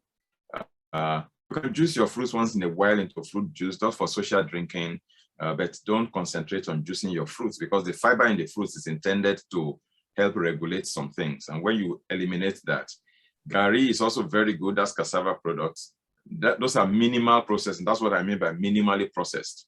Not much is taken away. Incidentally, my father was a farmer before he passed on. I grew up on the farm. I know how to make gari very well. I know how to make fufu. I know how to make akpu and all of those things. So those are very good complex carbohydrates. Before you consume them, eat a spoonful of vegetable to increase the fiber content again. And the size must not be bigger than your fist. the size of a swallow in Nigeria. It must not be bigger than your fist so that you don't overload your system with too much carbs. Wow. This is just, then. Someone said, thanks, Rev, for supporting the Gary Club. So there's another question, sir. Thank you so much, sir. Right. Once, can she blend the back of walnut herself? I mean, how would that work? Now, let me give a little word of caution here. When it comes to the use of medicinal herbs and things like that, usually it's better you are guided so that you don't do things that can hurt you at the end of the day. Yeah, when it comes to blending stuff and using, so dosage matters. How do you know the appropriate dosage that will be good for you, that will not be an overdose and all of that, or probably not even an underdose, you know, and then you say it's not working because you didn't take enough of it. The best thing I would recommend is there are already made black walnut hulls capsules out there, measured, maybe 100 milligrams, maybe 500 milligrams, and the direction is there, how many milligrams to take to achieve the goal. I would suggest very strongly that you go for that rather than trying to do it for yourself. Oh, okay. Are there specific, it's not like we're trying to advertise now, but then there's some specific brands that, because I mean, yes, that we can know about. Okay. There are many good brands there, many good brands. I'm familiar with some. It doesn't mean that there aren't others that are good. I may not know about them, but they are there, they may be good. But your source, of course, also matters whenever you are sourcing for any product. You have to be sure of the integrity of the company that is producing. I normally will recommend Swansea products, Swansea Vitamins products, and Puritan's Pride. They are very good products. Vitacost is also a very good product. Yeah, when it comes to some of those preparations. Wow. There's another question, sir. I mean, Rev, please bear with us. Says, please, does it mean it's bad to heat oil to high temperature before adding pepper while cooking stew? Like, this is a very practical question now. Oh, good Lord. Sorry, I didn't get that. Okay, I'm just going to go back to the chat, sir. She said that, does it mean that, okay, 1 second, sir. Says, does it mean it's bad to heat oil to a high temperature before adding pepper? Because she spoke about oils. So she's asking if it is bad to heat oil. You know, when you heat oil and then you pour pepper and then you go in the kitchen. Yeah. I understand it. She's asking if it is bad to heat oil at a high temperature before adding pepper. Let me go categorization of oils that I made earlier. Oils, and we have unsaturated oils. Now, unsaturated oils are particularly thermosensitive. In other words, they are heat sensitive. They can't tolerate heat for too long before they are converted to trans fat. So those ones should be minimally heat, like olive oil and the rest of unsaturated fats. They don't tolerate. You can use them to saute or to stir fry. But when it comes to deep frying, they aren't good for that. But the saturated fats, the medium chain saturated fats like coconut oil, like palm oil, you can heat them and make them hot, but they must not change color. The moment it starts changing color and smoke starts going out, you're actually burning out all the phytochemicals. All the good part of it is what you are smoking away. Oh, wow. So as long as you can keep your red oil red, no matter the temperature it gets, as long as you keep it red, it's good. The moment it is bleached, you have damaged it. Oh, wow. Please, from today on, there's no need to heat your oil to high temperature and then pour stew. That shoe stand in the kitchen is no longer needed. From today on, it's prohibited. All right, there's a question from Mrs. Titilokwe Abimbola. She's asking, for people who cannot do without microwaving food, because the truth is, in some parts of the world, you have to microwave food, like you cannot do without it. It's a norm. What can be done to reduce the effects what advice do you have for us, sir? That's what she's asking. Well, let me first of all correct the notion you can't do without. There's nothing we can do without. Okay. Before microwave came into the world, we were doing with something else. You know, microwave was not manufactured in the Garden of Eden. You know? And people have been living in cold regions of the world before the advent of microwave. So let's first of all bury that notion that we can't do without something. There's nothing we cannot do without. The only thing we can do without is God. You know? Yeah. So now, what are the alternatives for microwave? There are so many alternatives out there. You can have a convectional oven for your baking purposes. For baking purposes, to thaw and warm your food, you can have steamers. I have a steamer in my kitchen. You know, a steamer is very simple. It has a base where you pour water, and then you heat the water. You plug it, okay, the water boils, and then it has layers like triple decker, double decker, you know, with perforations, holes inside. So whatever you want to warm, you keep it. It doesn't touch the water. It is the steam that we want. Of course, it takes a little longer than the microwave, but then you get better outcome as far as health is concerned. So a steamer is a very good alternative to the microwave. Wow. And it's even much cheaper, much cheaper than the microwave. Wow. So for every microwave oven, it has to be replaced with a steamer. Wow. Okay. Well, I didn't command it. I only advised it. My name is Command. My name is Adeola Pase. So I'm the one commanding it now. I'm commanding it. That's good. Mrs. Olavisi Vitayo, she's asking, what if I make my fruit into smoothies? That's my mama there. She's asking, what if I make my fruit into smoothies?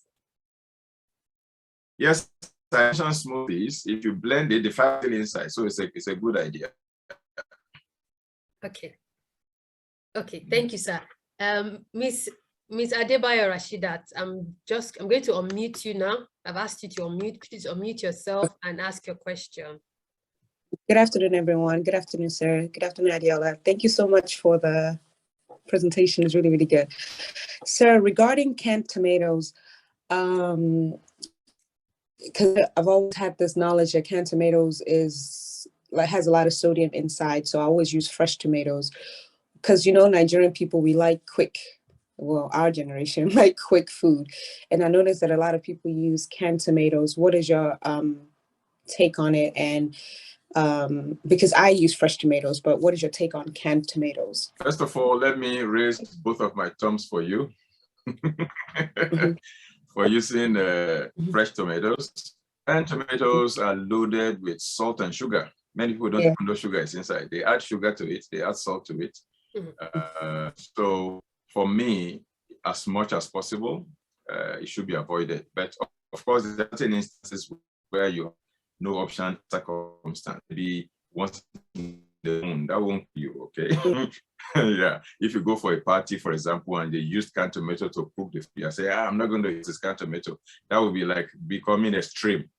Yeah, but as your day-to-day culinary practice, you just don't use it. But occasional, you know, indulgence, when you can't help it, there's no problem with that. There's no problem with that. Thank you, sir. You're Thank welcome, you. ma'am. Okay, sir. There's another question, sir. She's asking, Mommy BC is asking, are supplements good for us? Oh, yeah.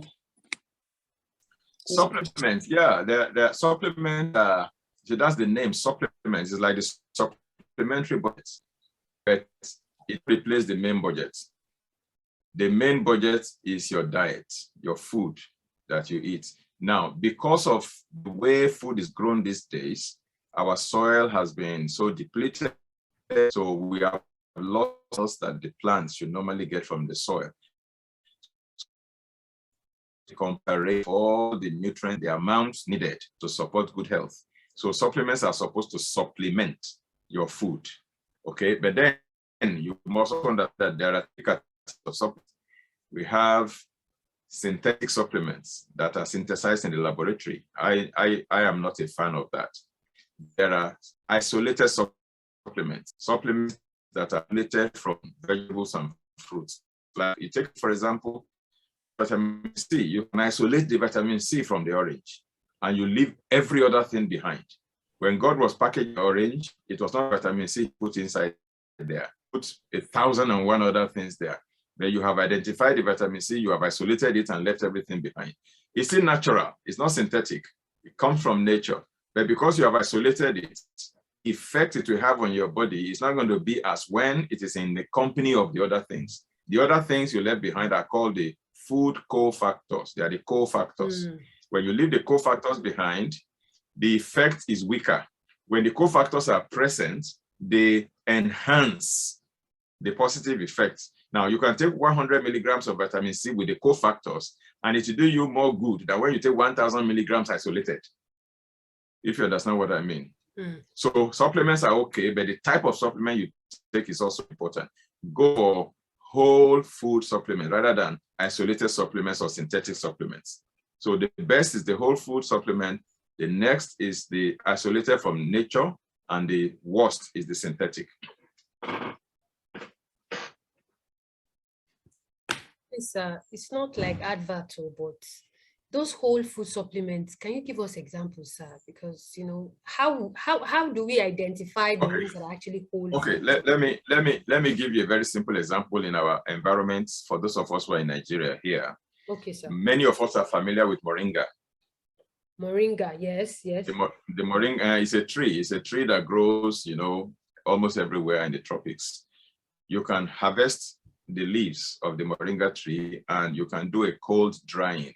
In other words, you don't dry it under high temperature. You don't dry it under the sun. You dry it inside your room, air drying, so to speak. And then you can now grind it into powder. You have removed nothing. It's the entire complete thing exactly as God packaged it. That's a whole food supplement. You can put it into capsule, for example, and that becomes a whole food supplement. Does it make sense? Yes, sir. Sir, yeah. I've seen people do things like that where they put things into capsule, but are those capsules, are they not plastic? No, gelatin. They normally use gelatin. Oh, okay. So they have like their neutral effects on the body. Yeah, if you look at the hoof of a cow, the shoe that the cow wears. Yes. That's actually gelatin. Okay. Let me check one more question. If there's another question, sir. Sir, if someone decides to always make their fruit into smoothies, from Mrs. BC Bitayo, do they still get the fiber? What if I make my fruit into smoothies and not eat them? Do I still get the fiber? Yes, the fiber is still inside. Nothing has been removed, only that you have kind of pre-digested it in a way. You've down so that your system doesn't do much work anymore to extract the nutrients from it. Okay. She's asking me to guide. Okay, some people would like to seek professional help from you, professional help and advice.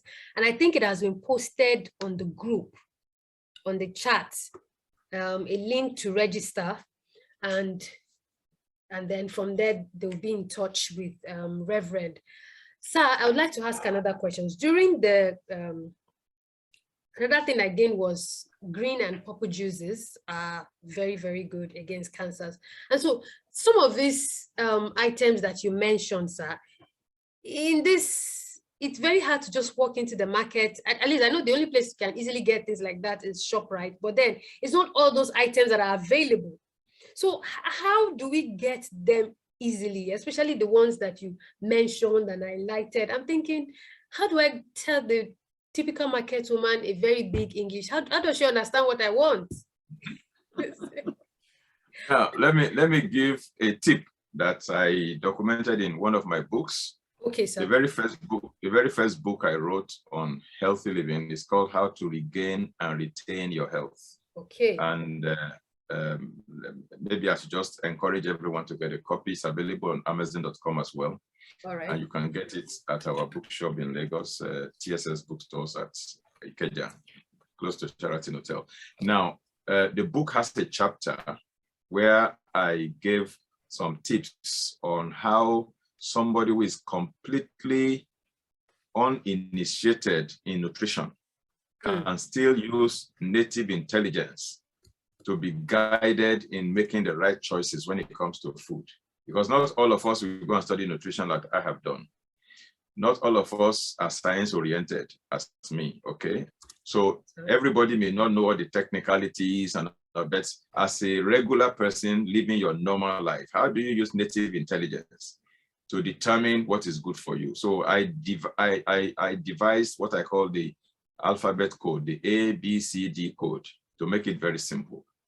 A is for architecture. That is the shape and the design of the fruit or vegetable or seed or nuts that you want to eat. B, for those of us who are Christians and people of faith, that stands for the Bible. There are certain clues you can glean from the Holy Bible to guide you. C stands for color. The color of the food, whether it is red or green or yellow or black or blue, the color is an indication. It indicates something to you. And then D stands for the delivery season, the season that that particular fruit or vegetable comes out. That's called the delivery season. So if you use the ABCD code, you can almost, make decisions and choices that are very, very helpful. The architecture now, let me break it down. The A code, architectural code, most foods have their unique shape. If I take a plain white sheet of paper and a pencil, and I draw the shape of an avocado pear, you are likely going to recognize that that's an avocado pear by the shape. Even if I don't complete the whole drawing, I just form the outline, the shape. If I draw the shape of a pineapple, you will know that's a pineapple. If I draw the shape of a banana, you will know that, oh, he's drawing a banana, because the architecture is unique, okay? Now, most fruits and vegetables and seeds that you find in the farm, in the garden, they are replicated in our anatomy, in the human anatomy. Inside my body, there are things that look exactly like beans. I'm sure you can give me an example of something in your body that looks like beans. I'll say kidney. Exactly, A1 for you there. Okay, so that's what we call the architectural correlation. So if you can identify your body parts and you see any vegetable or any fruit that look like your body parts, that's the architectural correlation. That food is good for that body part. So if a person has a disease that's affecting the kidney, look for anything that looks like kidney and eat more of it. Yeah. If there are things that's affecting the bones, look for things that look like bones. If you look at the celery stick, celery, you know the celery now? Yes, sir. Celery stick. It looks like the bone in the legs. Exactly. And in fact, the interesting thing is that if you do the mineral profiling, the exact ratio of minerals you find in your bones is what you find in celery. It has 23% calcium in bone, 23% calcium in celery. The percentage of sodium in celery is the percentage of sodium in your bone. The percentage of magnesium in celery is the percentage of magnesium in your bone. Perfect correlation. So if you look at the womb of a woman, it looks like an avocado pear. That's how it is shaped, like an avocado pear. And if you look at the avocado pear, it's ever pregnant. It carries a seed inside, pregnant. It's an indication that this thing has potential for fertility.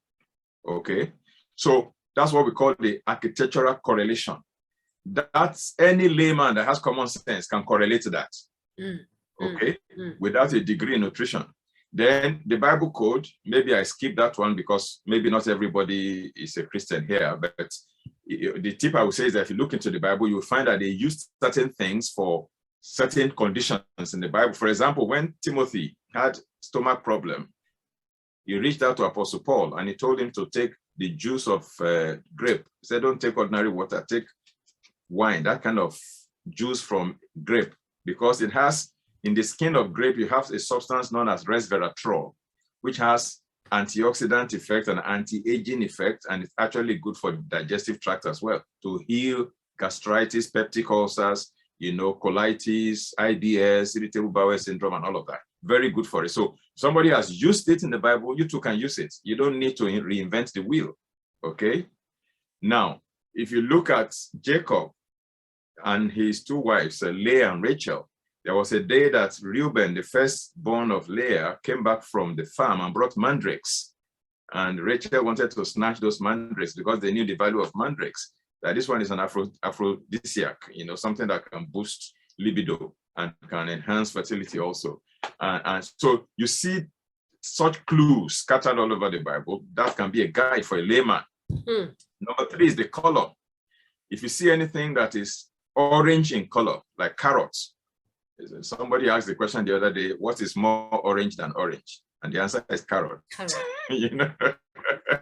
Now, anything orange in color is rich in beta carotene and alpha carotene. Beta carotene is what the body converts to vitamin A, very good for the eyes. And by the way, when you cut across the carrot, the concentric ring on the carrot looks like the eyes, the eyeball, exactly. Yes. Okay, that's the architectural correlation there. And then the color code is that. If you see anything red, is rich in lycopene. If the red is very deep, like beetroot, is rich in iron. Anything green is rich in magnesium, folic acid. Okay, anything purple is rich in anthocyanins, just like aubergine. Anything white is rich in sulforaphane. So the color alone can tell you the kind of nutrients and substances you can find inside that particular food. Even without laboratory analysis, you can do some guesstimation, okay? And then the delivery season, the D. If a particular fruit comes out during Harmattan, you know, when everybody is sneezing, you know, any fruit that comes out in has medicinal property to help you treat catarrh and cold, because that's why God timed the season it will come to be in alignment with the particular season that people are afflicted with that particular disease. So they can use it medicinally. God's timing is always on point. So that's why we encourage people to eat food in season, because it will mitigate the diseases of that particular season, carries the medicinal properties, the inoculation, so to speak, for the various challenges, minor irritations of that particular season. Right. I hope that helps as a guide. Very, very helpful, sir. Very helpful. I have to say that the first place I came across avocado being pregnant, like avocado, the architectural design of avocado, that it's like a womb of a pregnant woman. I saw it in your book, actually. That book, oh, okay. Yeah, my mom got the book, and I was fascinated. She got the book, and then I even got it for other people. It was a very beautiful book. Right. And we've posted the links to some of Reverend's books, especially the one I talked about that said it has avocado. That one is the juices and smoothies for pleasure. So the link is there. If you want to purchase the book, it's there. It's been a very, very wonderful session. Everyone here says it's been very informative, eye-opening, insightful. And we are so super glad to have you here.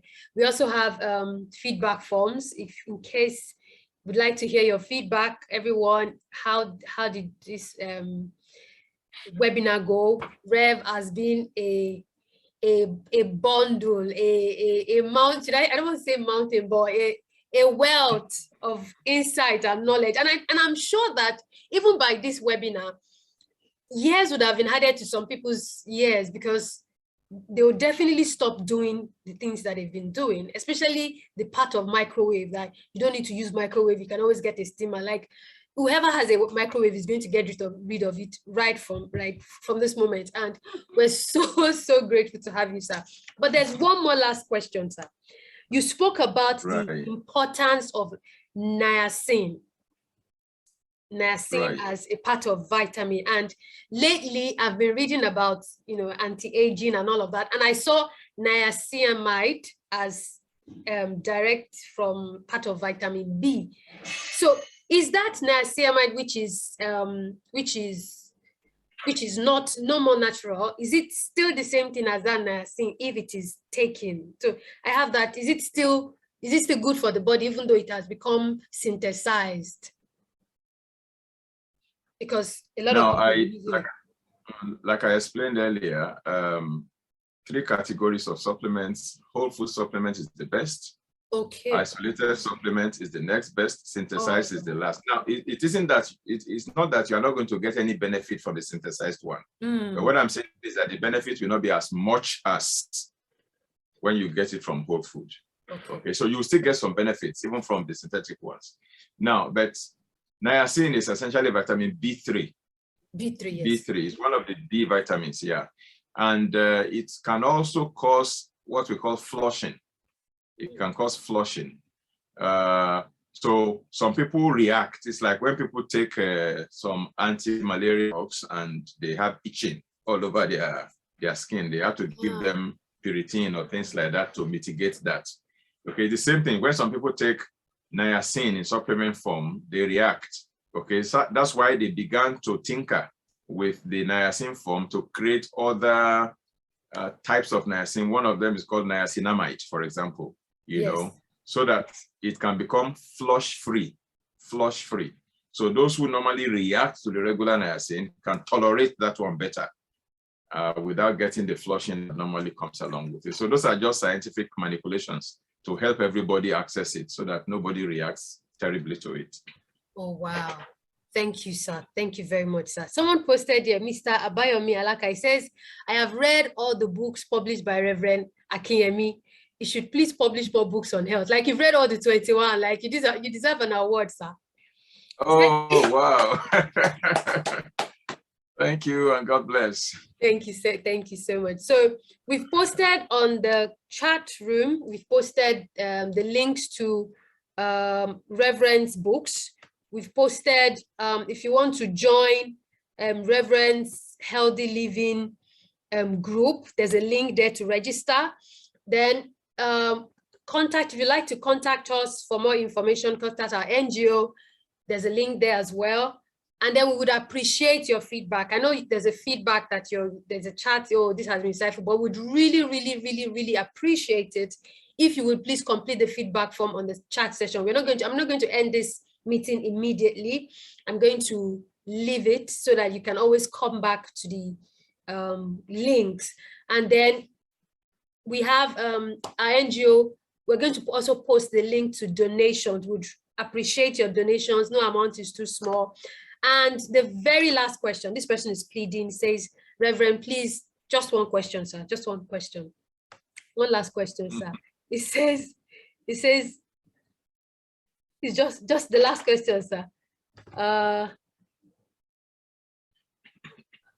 It says one question regarding hay fever. So I'm just going to unmute her and allow her ask a question. Miss Rashida. Sorry, sir. Yes. Thank you. Good afternoon, sorry. Regarding allergies, so I have terrible allergies to the point where I'm having now to use inhaler. And while I'm in Nigeria, I'm always coughing. Like, if you see me, you think I have, like, every time I come to Nigeria during any time and it's like dusty season, I'm always having to take, there's this medication someone told me to take, it starts with an F.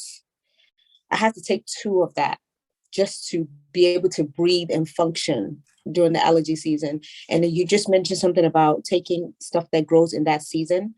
So what do you recommend during because I think you got Ramadan season in Nigeria. What would you recommend I take? Because I don't know what grows in that season. I don't know what fruit or vegetables grows in that season. Okay, if the allergy you experience only occurs in a particular season, let's say Ramadan season, for example. And in the UK, it'll be summertime. In the UK, it'll be summertime, but in Nigeria, it'll be Ramadan season. Yeah, those are called disorders. You know, they are seasonal allergies.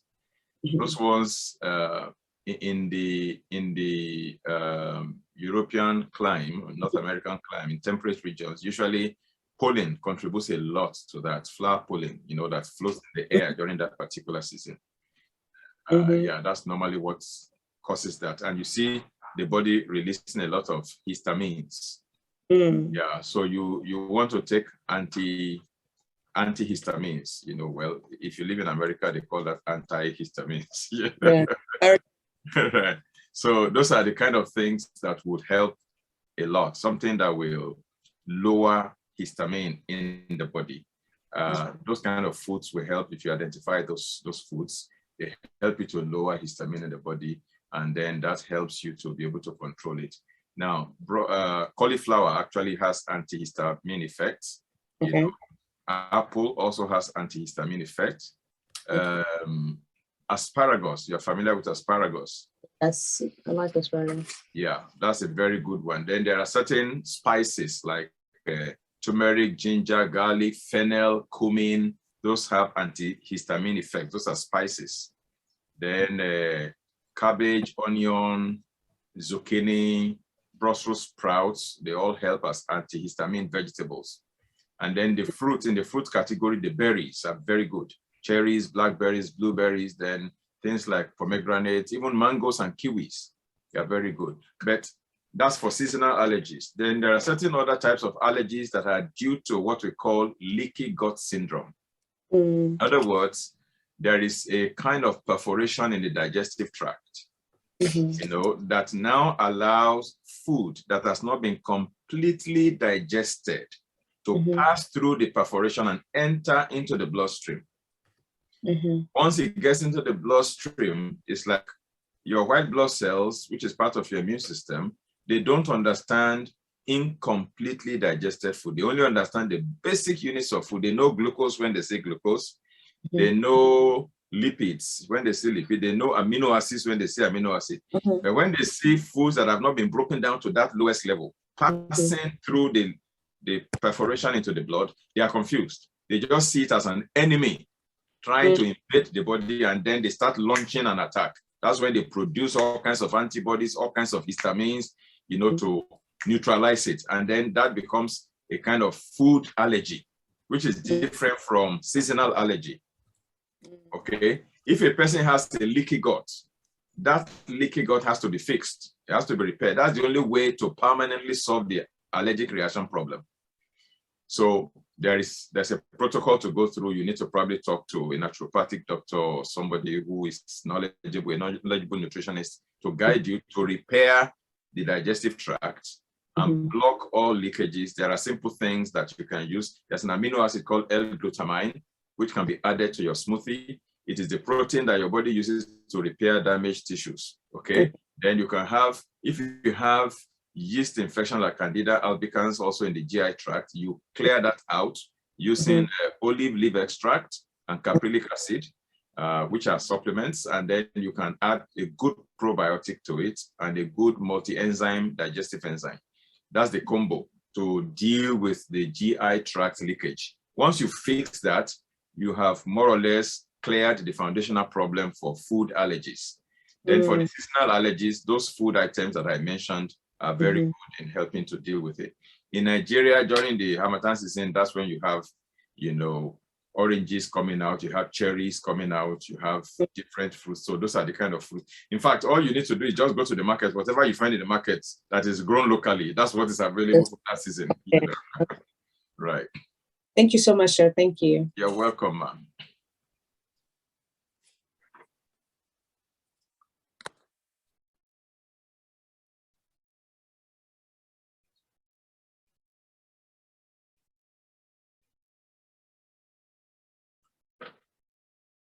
Can't hear you anymore. Oh, sorry, sir. When you mentioned moringa leaves, there's someone that wants to know more about moringa leaves, because the truth is, personally, I have never even tried moringa leaves. It's too dark, but then if I know what the function, I'll pay a little bit more attention to it. So, the moringa plant is now called the miracle plant, okay, because it has more than 20-something antioxidant components inside. It's a very powerful antioxidant herb, so to speak. Wow. And it's also very rich in several amino acids. So it's in fact in I think in Syria alone, if I'm not mistaken, there's a particular center where they actually, you know, take care of HIV/AIDS patients. And they began to administer moringa to them as part of their, you know, daily supplementation and diets. And they found that it really helped them so much to boost back their CD4 count. The CD4 count is normally what they check to see whether their immune system is strong enough, because what the HIV virus does is to decimate a person's immune system, weaken the immune system to the point where almost anything can take advantage of that person, any infectious agent. So when you boost the CD4 count to go up, you're actually fortifying that individual to be able to withstand the ravaging impact of the virus. And moringa has played a lot of role. It grows everywhere. There's almost no state in Nigeria where moringa cannot grow. In fact, I suggest you make it one of the plants at your backyard if you build your next house. You will just be plucking the leaves and just, blending it into your smoothie, drying it to make it into powder, and different ways to take it. But heat can damage some of the components. That's why when you are drying it, you don't dry it under the sun. Okay, I also see moringa tea all over the place. I am not a good fan of moringa tea in the sense that the moment you put it in hot water, you lose some of the benefits. If you want to get the complete benefit, it's better taking raw. Yeah, either dried form or raw form. That's when you get the most benefit. Oh, okay. To Mr. Dapo. So I believe Rev has answered your questions to the best. So Mrs. Fumilola Alake, that's my mom. She says she has a message for you, so I'll just read it quickly. She says, "You are a rare apology that this is too great. You refuse to hide anything from your wealth of knowledge. And this, what you're giving us, is what people would literally pay for." And she's very, very, very grateful. So thank you. Thank you so much, sir. Thank you very, very much. This has been very insightful, and we're so grateful to have you here. The links to Rev's books are in the chat section. Can you blend moringa leaves? Mr. Wale is asking. Absolutely, you can blend moringa leaves. Yeah. Yes. So the link to Rev's books are in the chat section. If you want to be an Healthy Living ambassador, the link is also there. You can also join. The link, it's in the chat. It's in the chat section. Someone is raising a hand. Okay, we have to leave by 3, so I'll probably just allow the last person, unmute the last person. So Miss Oluremi Ogini, I'm just going to unmute you so you can ask your question. Miss Oluremi Ogini, please unmute yourself and ask your question. You have to be out of here by. Good afternoon, sir. I just want to appreciate you for all this. It's so marvelous. We've gained a lot, and God bless you. Thank you so much. Thank you so much, ma. Thank you, ma. God bless, ma. Okay. Someone is saying, is air fryer okay to use to warm your food? Steamers are better. Steamers are the best. So I'd like to unmute my my boss, Mrs. Kemi Ogunyemi, for her to give us the closing remarks. And just as I said earlier, the links are in the chat section. Feedback form are in the chat section. The link to join Healthy Ambassadors, Reverend Tony, directly under Reverend Tony Akinyemi, is in the chat section. Feedback forms, we would like to hear your feedback. It's in the chat section. A contact and donation form is in the chat section. So I'm unmuting my boss now, Mrs. Kemi, for her to give us the closing remarks, and then we would all be out of here. It's been a lovely session so far. So where's she? I'm right here. Okay, great.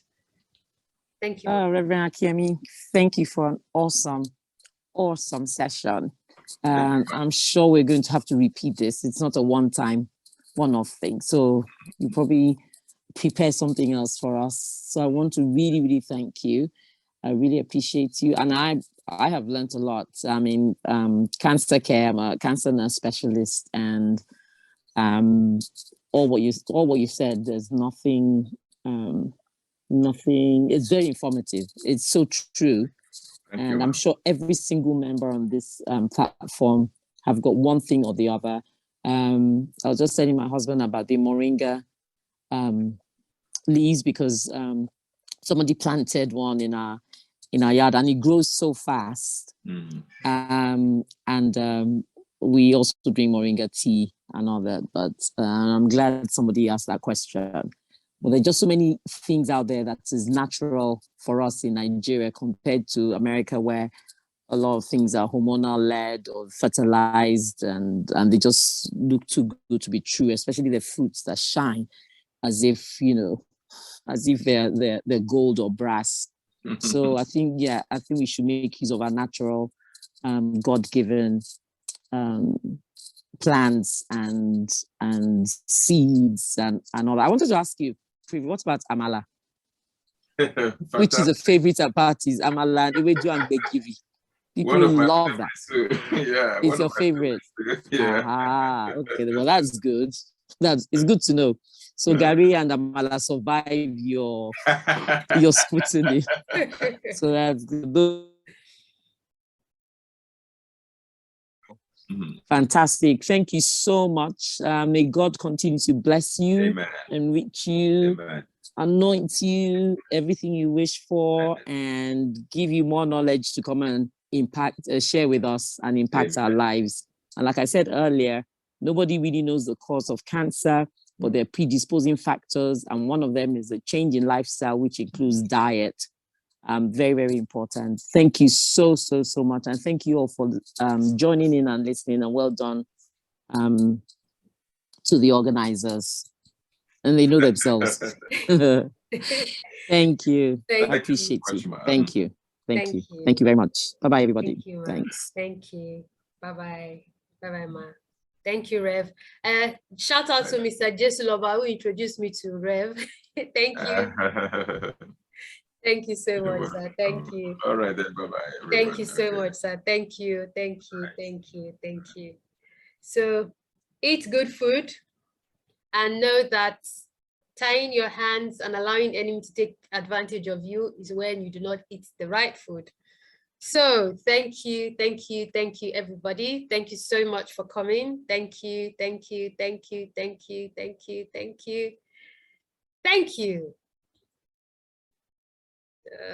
going to ask all to mute. Thank you. Does anyone have anything to say? Thank you so much. Thank you for coming. Thank you. It was really good. Wonderful. Thanks so much, Adeola. Thank you, sir. Thank you for coming. Anyway, this is the first time I'll be joining your session. Think talk about atmosphere. Guys, you remember me? Yes, I do. Thank you for coming. I'm so grateful. Thank you. Since it was recorded, yes, can it posted online? Yes. Can the lecture posted? Yes, ma'am. It will be. Okay. It's been recorded. It will be shared online. Which link? Thank you. We would share it to your emails and how you got to know about it, and then you will get it. Yes, ma'am. Okay. We'll post it on our YouTube page. Okay. So this is the fifth webinar. So the remaining webinar, the past webinar. Thank you. Yes, ma'am. Thank you so much. Thank you. Bye. Thank you, ma. Thank you. Thanks so much, Adeola. God bless you, sir. Thank you. Thank you, Reverend. Awesome. Thank you. God bless you for wonderful section. This is too great, Adeola. Thank you, Mom.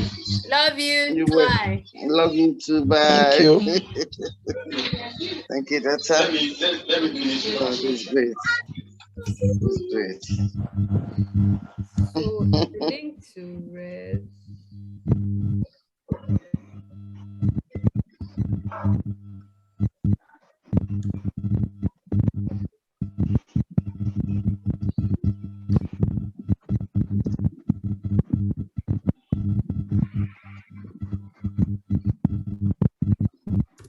So the link to Reverend Akinyemi is running Healthy Living Institute, which teaches you how to reverse or maintain your health.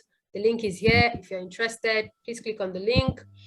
The links to Rev's books are on the chat section. The links to Rev's books. Then feedback. Yes, Mrs. Bumile Somi, I've posted the link on the chat section now. You can have a look at it, to the Healthy Living Institute. And would also share it in the email, so everyone is going to get it eventually. Thank you so much, everyone, for coming. I'm so grateful. It's so lovely to have everybody, to see everyone here. Thank you, Mr. Adeni Adeyoju, Mr. Adeguke Adeyoju, Mr. Akiwale Akipelu, Mrs. Oluwa Fumilayo Bankole, Mr. Yinka Obiwole, thank you so much. Mr. Gabriel Oyelami, Mr. Tolu, my mommy, Yinka Obiwale, yeah. Who else? Tolu, Mrs. Bumi, Ilesomi, Nkechi J, Apeli Epipere, Mr. John Okwade, Mr. Akim, Mr. Alaka, Mr. Olawale Ishola, Glenn. Thank you so much, everyone, for coming. Without your presence here, this would not have made any sense. Thank you so much, everyone. Thank you so much. We're grateful. Thank you. Okay. Thank you, everyone. Thank you so much. It's been a very informative session. Thank you. So, yeah.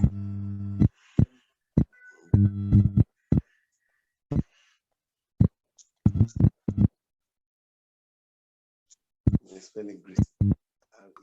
Many thanks, Adeola. Keep up. Thank you so much, man. Thank you. Thank you for everyone for your kind words in the chat section. Is it chat section or chat session? I mean, whatever.